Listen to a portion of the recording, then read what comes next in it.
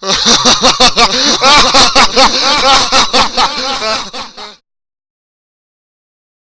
1938, a team of deeply pious scientists conducted a radical experiment in an undisclosed facility.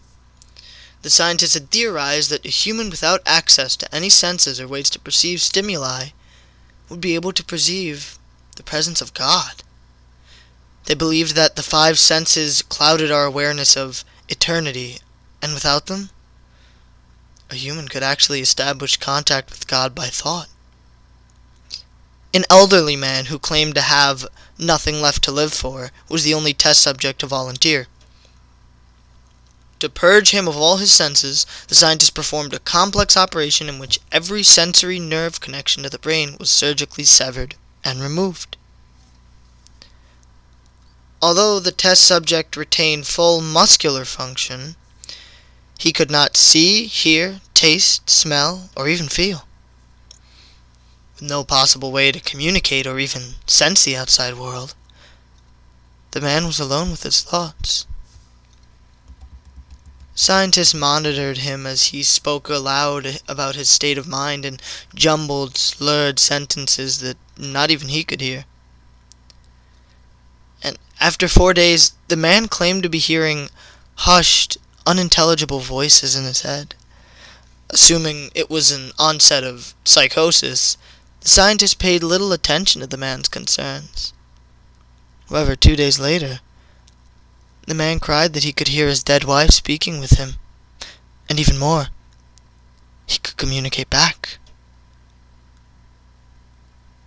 The scientists were intrigued, but were not convinced until the subject started naming dead relatives of the scientist. He repeated personal information to the scientists that only their dead spouses and parents would have known.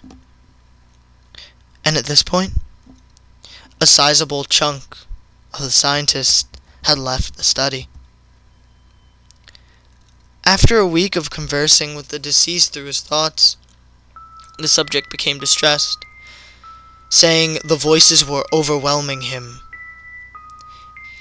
In every waking moment, his consciousness was bombarded by hundreds of voices that refused to leave him alone. He frequently threw himself against the wall, trying to elicit a pain response. He begged for the scientists for sedatives so he could escape the voices by sleeping. And this tactic worked for 3 days, until he started having severe night terrors.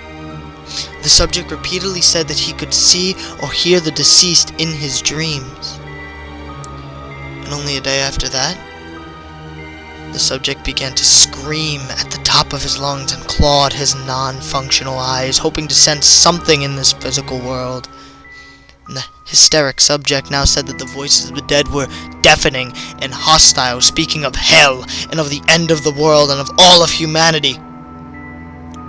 At one point, he was screaming, "No heaven, no forgiveness," for 5 hours straight without rest. And he continuously begged to be killed, but the scientists were convinced that he was close to establishing contact with God. After another day, the subject could no longer form coherent sentences. Seemingly and utterly mad, he started to bite off chunks of flesh from his arm. The scientists rushed into the test chamber and restrained him to a table so he could not kill himself. After a few hours of being tied down, the subject halted his struggling and screaming. He stared blankly at the ceiling as teardrops silently streaked across his face. For 2 weeks, the subject had to be manually rehydrated due to the constant crying. Eventually, he turned his head and, despite his blindness, made focused eye contact with a scientist for the first time in the entire length of the study.